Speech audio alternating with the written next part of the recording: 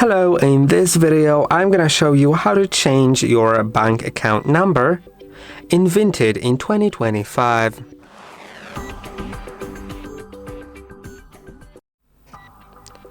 To do it, go to Profile, then in Profile go to Settings. Now go to Payments and you'll be able to change bank account if you already have it added. Now make sure that account holder name is correct. Then enter your IBAN number. Your IBAN number is your bank account number that at the beginning also has two letters of your country.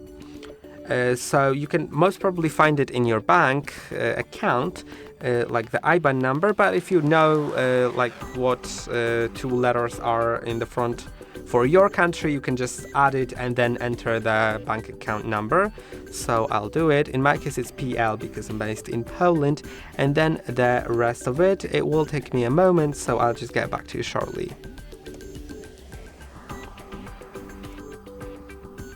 And now once it's added, make sure that it's correct and approve it.